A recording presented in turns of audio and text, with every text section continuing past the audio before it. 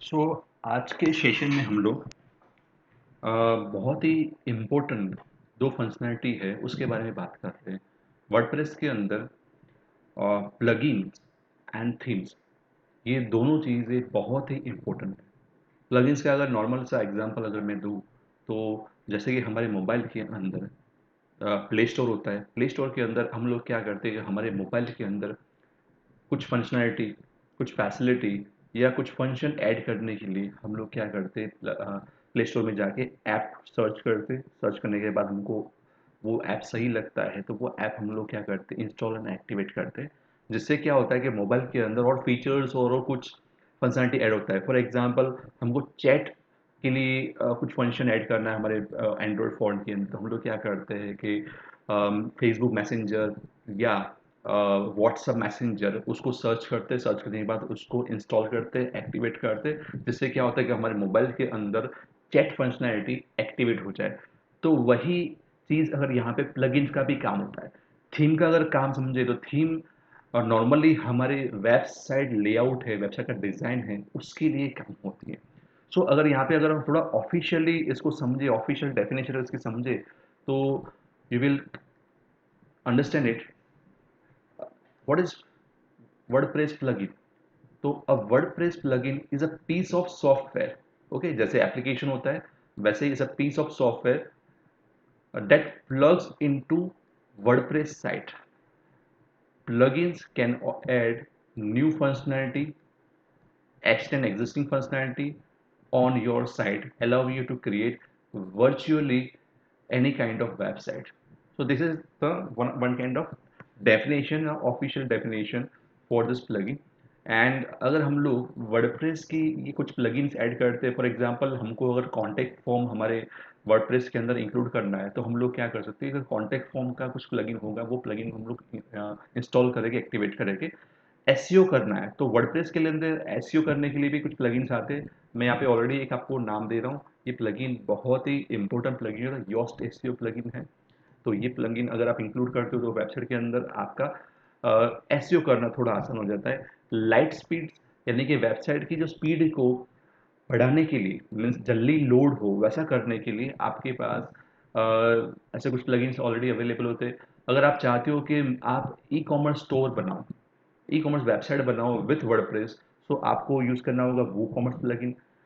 Offer email opting यानी कि आपको आपके वेबसाइट के अंदर सब्सक्राइबर ऐड करना है, ऑप्टिंग फॉर्म इंक्लूड करना है, तो आप कर सकते हो। नॉर्मली यहाँ पे ऐसे बहुत सारे हैं पर मैं आपको नाम दे सकता हूँ। मेल चिप करके एक ऐप प्लगइन आता है, आप उसका यूज़ कर सकते हो। मैसेंजर के लिए नॉर्मली अगर आप व्हाट्सअप मैसेंजर यूज़ करना चाहते हो तो WhatsApp messenger, even Facebook messenger use करना चाहते हो तो फेसबुक मैसेंजर, ये दोनों मैसेंजर के प्लगइन्स अवेलेबल है। ओके, वेबसाइट लेआउट और डिज़ाइन के लिए I will highly recommend go for Elementor plugin. ये एलिमेंटर प्लगइन से आप कोई भी वेबसाइट का होम पेज या तो इंटरनल पेज डिज़ाइन कर सकते हो प्रॉपर वे में। It is the plugin is called website builder. उसकी कैटेगरी जो है वेबसाइट बिल्डर प्लगइन की आती है। और दूसरा आपको ये मोस्ट रिकमेंडेड प्लगइन है, यानी कि आपको अपनी वेबसाइट जब डेवलपमेंट कर रहे हो, इवन डेवलपमेंट के बाद के फेज़ के अंदर भी कुछ भी एरर के कारण, सर्वर के एरर के कारण आपका वेबसाइट क्रैश होता है, ठीक है? तो वो टाइम पे आपको बैकअप प्लगइन की भी ज़रूरत पड़ेगी। तो normally I use a, updraft as a backup plugin. तो नॉर्मली यहाँ पे एक बार आपको सेटिंग करनी होगी। यहाँ पे day wise, week wise, month wise आप यहाँ पे बैकअप ले सकते हो एंड वही बैकअप को ज़रूरत पड़े तो रिस्टोर भी कर सकते हो। तो ये फंक्शनैलिटी यहाँ पे है। नॉर्मली आपका जो बैकअप होता है वो नॉर्मली आपको गूगल ड्राइव के ऊपर ये लोग देते हैं। तो आपको खाली एक छोटा-सा सेटिंग करना रहेगा यहाँ पे कि बैकअप कहाँ पे चाहते हो। तो नॉर्मली ये बैकअप वहाँ पे ये देना स्टार्ट कर दो। Normally Google drive is available. Normally आपकी जो भी फाइल्स होगी एवरी टाइम ये क्या करेगा, ये फाइल बैकअप फाइल को रिप्लेस करेगा। तो ये प्लगइन का ये इम्पोर्टेंट है। तो मैं आपको कुछ प्लगइन्स यहाँ पर रिकमेंड करना चाहूँगा। तो पहले ही मैंने बोला कि आपको बहुत ही important plugin that is this Elementor plugin. इससे क्या होगा, आप अपने वेबसाइट की होम पेज और इंटरनल पेज को डिज़ाइन कर पाओगे। ऑलरेडी ये लोग बहुत सारे टेम्पलेट्स देते हैं, बहुत सारे डिज़ाइंस ब्लॉक्स देते हैं, ये आप इसको अपनी वेबसाइट में इंक्लूड कर सकते हो। एलिमेंटर नॉर्मली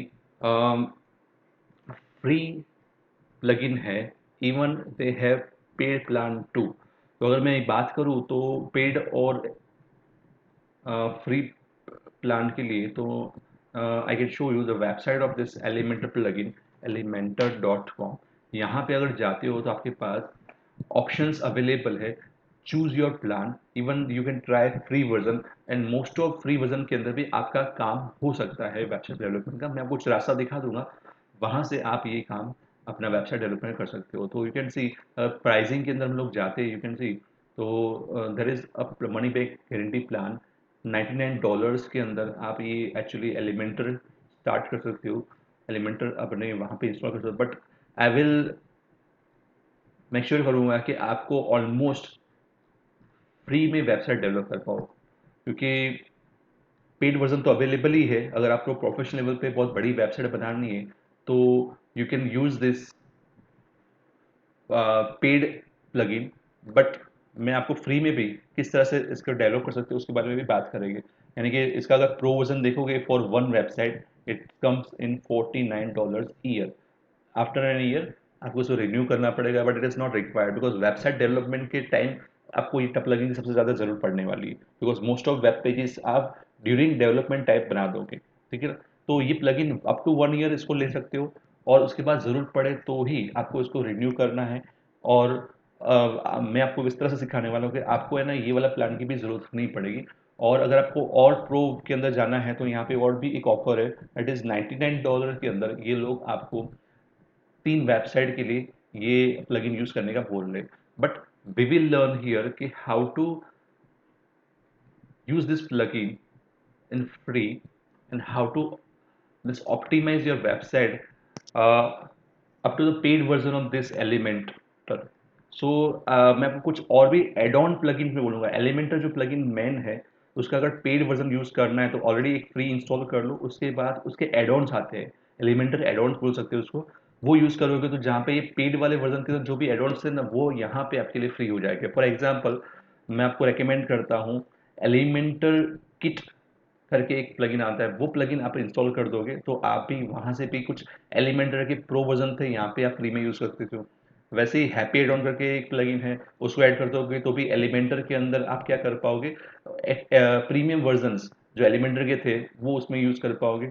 और रॉयल एड ऑन प्लगइन, इससे भी आप नॉर्मली ये फंक्शंस जो एलिमेंटर के जो प्रो में आते थे वो फंक्शंस आप ऐड कर पाओगे। और एक रेकमेंड प्लगइन है that is MetForm. Normally आपको फॉर्म्स क्रिएट करने होंगे तो फॉर्म्स के लिए आपको मैट फॉर्म करके एक प्लगइन है, उसको आपको करना पड़ेगा डाउनलोड। उसके बाद अपड्राफ्ट है, W3 टोटल कैच, ये जो प्लगइन है आपकी वेबसाइट की लाइट स्पीड के लिए ये प्लगइन आपको यूज करना होगा, लाइट स्पीड के लिए। ये क्या करेगा, आपके नॉर्मली HTML जो पेजेस होते हैं उसको लाइट स्टैटिक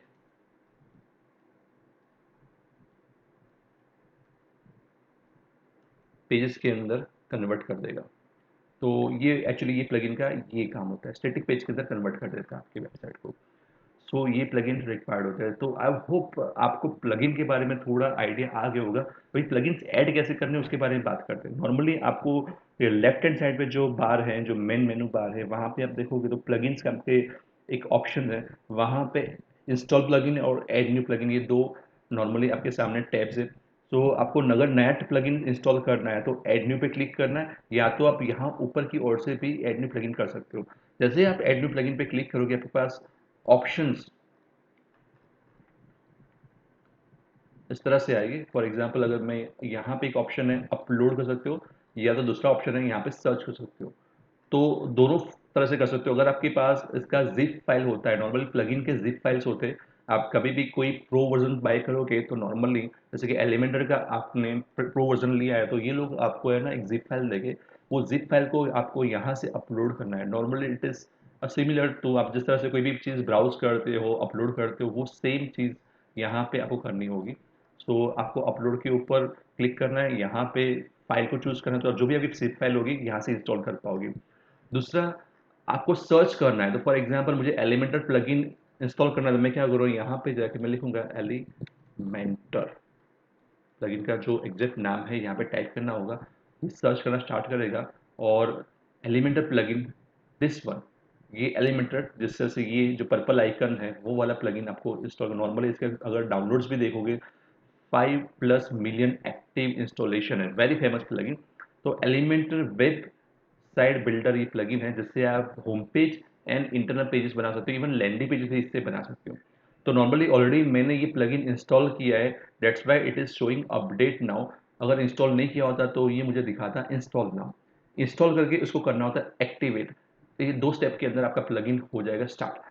सो नॉर्मली आपको पहले क्या करना है, एलिमेंटर को सर्च करना है, सर्च करने के बाद उसको इंस्टॉल करना है, इंस्टॉल करने के बाद उसको एक्टिवेट करना है, दैट्स इट। तो ये आपका प्लगइन एक्टिवेट हो जाए। वैसे ही आप कोई भी प्लगइन इंस्टॉल कर सकते हो। फॉर एग्जांपल मुझे फेसबुक मैसेंजर ऐड करना है, तो मैं यहाँ पे टाइप करूँगा फेसबुक मैसेंजर और you will see a list of plugins are available, but हमको देखना है कौन सा इंस्टॉल करना है कौन सा नहीं देख करना है। तो आप देखोगे तो जो एक्टिव इंस्टॉलेशन होता है वो उसके बेस पे आप डिसीजन ले सकते हो कि एक्टिव इंस्टॉलेशन किसके कितने हैं, तो जिसके जितने ज़्यादा वो एक्चुअली प्लगइन ज़्यादा अच्छा काम करता हो, इसलिए उसके प्लगइन के एक्टिवेशन और इंस्टॉल ज़्यादा होते हैं। तो यू कैन सी ये it is from Facebook, it is from Meta. तो नॉर्मली मेटा अभी रिसेंट कंपनी है जिसने अपडेट अभी फेसबुक का नाम चेंज हो गया और मेटा में कन्वर्ट हो गया। तो I guess this is the latest plugin, so I will what I will do, I will install it and this is from Meta. And if we देखो यहाँ पे जो नाम है आप देखोगे तो ये सारे जो नाम है वो कंपनीज के नाम है जिसने डेवलप किया उसके। तो हमको ऑफिशियल प्लगइन चाहिए, दैट्स वाई हमने क्या किया यहाँ पे फेसबुक का जो मेटा प्लगइन है, मेटा के थ्रू प्लगइन है, उसको इंस्टॉल करने का। सो मैं आपके सामने एक प्लगइन इंस्टॉल करता हूँ, यहाँ पे इंस्टॉल नाउ पे क्लिक करना है। इंस्टॉल नाउ पे जैसे ही क्लिक करोगे थोड़ा ये टाइम लेगा because it's a software of course. और जिससे देखो आप देखो यहाँ पे जो आइकन चेंज हो गया, इंस्टॉल से हो गया एक्टिवेट, और इसको एक्टिवेट करना बहुत ही जरूरी है, इसको मतलब भूलना, बिकॉज क्या होगा कि इंस्टॉल तो करोगे एक्टिवेट नहीं करोगे तो ये फंक्शंस नहीं करेगा। आपकी वेबसाइट में जहाँ पे फंक्शन होना चाहिए वहाँ पे फंक्शन नहीं करेगा। नॉर्मली कोई भी प्लगइन इंस्टॉल करने के बाद उसके सेटिंग सेक्शन में जाना ज़रूरी है। फॉर एग्जांपल देखो फेसबुक चैट प्लगइन है जो हमने अभी रिसेंटली किया, तो उस सेटिंग में जाके देख लेना है कि एग्जैक्टली क्या क्या इसकी रिक्वायरमेंट है प्लगइन की, और आपको वो पर्टिकुलर प्लगइन स्टार्ट करने के। तो देखो यहाँ पे सेटअप है, नॉर्मली ये जो सेटअप होगा आपके फेसबुक जो चैट बोट है, चैट मैसेंजर है, उसके साथ कनेक्ट करने के लिए ये यहाँ पे बोलेगी। सो आपको क्या करना है, सेटअप करना है। सेटअप करने के लिए फेसबुक लॉगिन आपको यहाँ पे इसके साथ कनेक्ट करना पड़ेगा, उसके थ्रू आप ये प्लगइन को एक्टिवेट कर पाओगे। तो ये नॉर्मल फंक्शनैलिटी आपको देखना है, कोई भी प्लगइन इंस्टॉल करने के बाद सेटिंग्स में क्या क्या रिक्वायरमेंट है वो सेटिंग्स को आपको यहाँ पे करना रहेगा। उसके बाद ये प्लगइन प्रॉपरली काम कर पाएगा। और हर एक प्लगइन के सेटिंग्स अलग अलग होते हैं। फॉर एग्जाम्पल अगर मैं यहाँ पे कोई और प्लगइन भी यूज़ कर लूँ, फॉर एग्जाम्पल मैं कोई और प्लगइन देख रहा हूँ जिसकी रिक्वायरमेंट समझ रहे हैं, क्योंकि इसकी रिक्वायरमेंट थी कि फेसबुक के थ्रू हमको लॉगिन करना है। अगर मैं कोई बैकअप प्लगइन देख रहा हूँ, for example backup plugin already मैंने इंस्टॉल किया है, तो backup plugin wait a minute, install plugin पे मुझे जाना पड़ेगा पहले। और इंस्टॉल प्लगइन में जाने के बाद मैंने अब ड्राफ्ट करके ये जो बैकअप प्लगइन है मैंने ऑलरेडी इंस्टॉल किया है। अब ड्राफ्ट,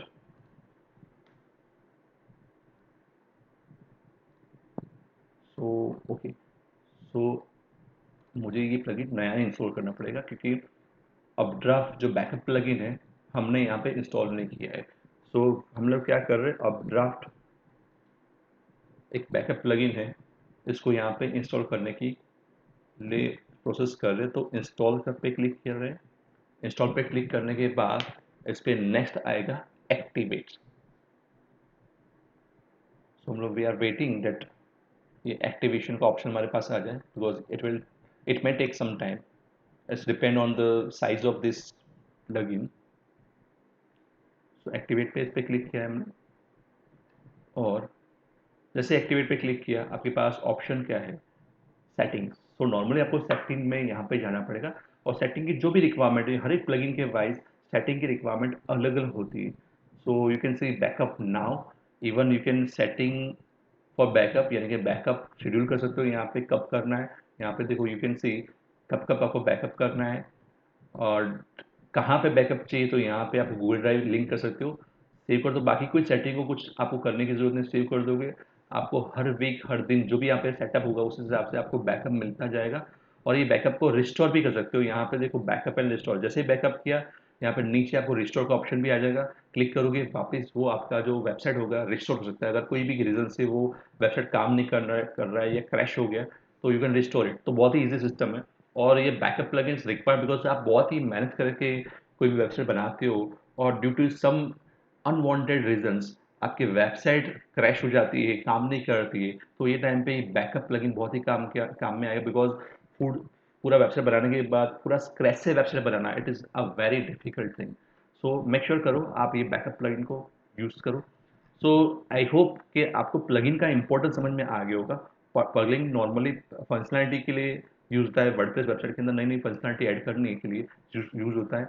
दूसरा कि प्लगइन्स जो इंपॉर्टेंट प्लगइन्स मैंने ऑलरेडी आपको लिस्ट दिया है, वो लिस्ट के हिसाब से आपको प्लगइन्स को यूज़ करना है। It is most required plugin. उसके बाद हम लोग अभी बात करने जा रहे हैं थीम के बारे में। तो अगर थीम की अगर डेफिनेशन व्हाट इज थीम, तो it is a definition, a theme is a collection of industry specific templates. मतलब क्या हुआ, यहाँ पे मैं को उसको थोड़ा प्रैक्टिकली दिखा देता हूँ। नॉर्मली थीम ये जो पोर्शन होता है वो आपकी वेबसाइट का अपीयरेंस पोर्शन होता है, यानी कि कोई भी यूजर वो थीम के साथ इंटरेक्ट करने वाला है। फॉर एग्जांपल ये जो वेबसाइट इसका जो इंटरफेस है, तो इसका पूरा जो डिजाइन है इट इज अ थीम। यहाँ पे अगर देखो इसका पूरा जो interface it is a theme. तो यहाँ पे जो वेबसाइट है, ये हमारा वेबसाइट है, यहाँ पे देखोगे तो it is a theme. Okay, तो थीम क्या होता है? Theme is a industry specific templates. मतलब कि अगर मैं इसके बैकएंड में जाता हूँ फॉर एग्जांपल, और अपीयरेंस का पोर्शन होता है, तो अपीयरेंस के अंदर जाना है आपको, उसके बाद आपको क्लिक करना है थीम्स के ऊपर। और जैसे थीम के अंदर जाओगे आपके पास ऑप्शन होगा ऐड न्यू। ऐड न्यू पे क्लिक करना है। और क्लिक करने के बाद आपको यहाँ पे आपके पास सिमिलर ऑप्शन है, आप चाहो तो अपलोड कर सकते हो या तो आप यहाँ पे सर्च कर सकते हो। फॉर एग्जांपल मुझे रेस्टोरेंट रिलेटेड कुछ थीम को इंस्टॉल करना है, तो मैं यहाँ पे सर्च करूँगा और रेस्टोरेंट थीम्स यहाँ पे आ गई। मैं फॉर एग्जांपल मैं एस्टेट ब्रोकर के लिए काम कर रहा हूँ, उसकी वेबसाइट बनानी। सो मैं यहाँ पे सर्च कर रहा हूँ एस्टेट ब्रोकर या एस्टेट। ओके, तो आप देखोगे तो यहाँ पे बिल्डिंग रिलेटेड वेबसाइट्स आपके पास थीम्स आ रही है। तो यहाँ पे जो डेफिनेशन में बोल रहा हूँ इंडस्ट्री स्पेसिफिक, मतलब कि मैंने रेस्टोरेंट सर्च किया तो रेस्टोरेंट रिलेटेड जो भी थीम्स से हमारे सामने आ गए। मैंने रियल एस्टेट सर्च किया तो रियल एस्टेट रिलेटेड जो भी थीम्स हमारे सामने आ गए।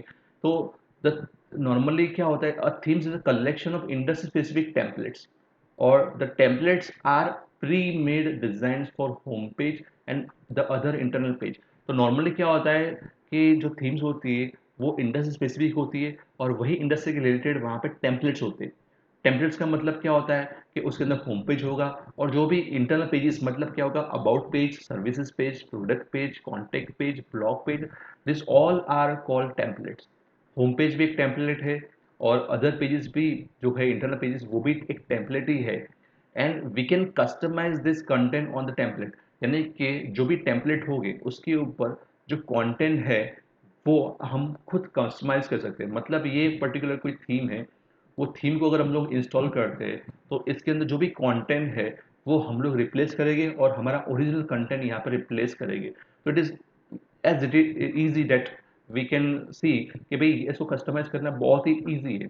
और we can modify design some portion of layout according to our requirement. तो नॉर्मली हमको यहाँ पे जो काम करना है, पहले एक अच्छी सी थीम को ढूंढना है और ढूंढने के बाद वो एक्चुअली वो थीम को समझना है, समझने के बाद वो इंस्टॉल कर लो। इंस्टॉल करने के बाद आपको वहाँ पे जो भी कंटेंट दिया गया है थीम के लिए, वो एक्चुअली वो कंटेंट को हमको रिप्लेस करना है। कंटेंट में इमेजेस हो गए, आइकन्स हो गए, टेक्स्ट होगा, हेडलाइंस हो गए, ये सारी चीज़ों हमको रिप्लेस करना है। ये जो कंटेंट को रिप्लेसमेंट करेंगे जिससे क्या होगा कि डिजाइन जो रहेंगे थीम के थ्रू आ रहे वो डिजाइन रहेंगे और हमारा ओरिजिनल कंटेंट वहाँ पे रिफ्लेक्ट होना स्टार्ट हो जाएगा।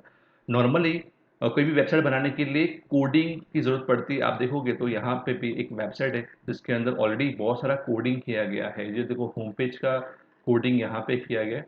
ओके, अगर ये वेबसाइट को भी देखोगे तो इसका भी कोडिंग यहाँ पे किया गया है। तो each and every website will have a coding. तो नॉर्मली जब भी आप थीम बेस्ड वर्डप्रेस वेबसाइट बनाते हो थीम के थ्रू, तो नॉर्मली इसके यहाँ पे जो कोडिंग होती है एचटीएमएल कोडिंग तो होती है, सीएसएस कोडिंग, जावास्क्रिप्ट, ये कुछ कोडिंग्स लगते हैं। बट ये सारे कोड्स जो होते हैं वो डायनेमिकली कोडेड होते हैं। डायनेमिक यानी कि थीम्स जो होती है नॉर्मली डायनेमिकली कोडेड होती है। मतलब क्या हो रहा है कि आपको ये सारे कोडिंग करने की ज़रूरत नहीं है। नॉर्मली आप जैसे ही कुछ ना कुछ कंटेंट लिखते हो, कंटेंट अपलोड करते हो या कुछ के अंदर कुछ फंक्शनलिटी ऐड करते हो, ऑटोमेटिकली यहाँ पे कोड्स चेंज हो जाते हैं। आपको कोडिंग करने की ज़रूरत नहीं है। वो थीम्स इतनी डायनेमिक होती है कि आप कुछ भी चेंज करोगे ऑटोमेटिकली वो कोडिंग कर लेगा। तो that's why it is called dynamically coded HTML होता है। जो टेम्पलेट्स होते हैं things are dynamically coded in HTML, CSS, JavaScript, जो लैंग्वेज कोडिंग की है। बट याद रखना हमको कोडिंग करने की जरूरत नहीं है। बाय डिफॉल्ट डायनेमिक कोडिंग होती है, हमको खाली कंटेंट रिप्लेस करना होता है, ऑटो एडिट होता है। तो नॉर्मली थीम्स सर्च करने के कुछ ऑप्शन है। तो यू कैन सी, तो ये जो थीम्स है, तो आपको जो थीम्स पसंद आ रही है वो थीम्स आप यहाँ से सिलेक्ट कर सकते हो। और मैं आपको कुछ थीम्स रेकमेंड भी कर रहा हूँ कि normally W P extra themes है, तो उसके अंदर बहुत सारी थीम्स अवेलेबल है जो आपको उसको फ्री में भी यूज़ कर पाओगे। एलिमेंटर हेलो करके एक थीम आता है, वो थीम इंस्टॉल करोगे तो आप आराम से अपना कुछ भी वहाँ पे एलिमेंटर के थ्रू एडिट करना तो कर पाओगे। टोटल थीम जो मैंने ऑलरेडी यूज़ की थी पहले वेबसाइट बनाने के लिए, तो ये भी आप फ्री में यूज़ कर पाओगे। ये कुछ फ्री थीम्स है जो मैं आपको रेकमेंड कर रहा हूँ। और भी बहुत सारी थीम्स होगी जो फ्री में आपको प्रोवाइड करेगी, और पेड थीम भी होगी। तो थीम के बारे में अभी इतना ही। हम लोग नेक्स्ट सेशन के अंदर थीम के बारे में और डिटेल में जानेंगे, स्टेप बाय स्टेप प्रोसेस भी जानेंगे। यू विल अंडरस्टैंड कि वाई थीम्स आर इम्पोर्टेंट। और इट इज़ ऑल्सो रिकमेंडेड कि थीम्स के लिए थोड़ा रिसर्च अच्छे से प्रॉपर वे में करो। हो सके तो पेड थीम्स यूज़ करो। और अगर आपके पास यानी बजट नहीं है, आपके क्लाइंट के पास बजट नहीं है, तो हाँ, हमारे पास अल्टरनेटिव ऑप्शंस हैं जहाँ पे आप फ्री में भी अच्छे वेबसाइट डिज़ाइंस बना सकते हो। Thank you so much.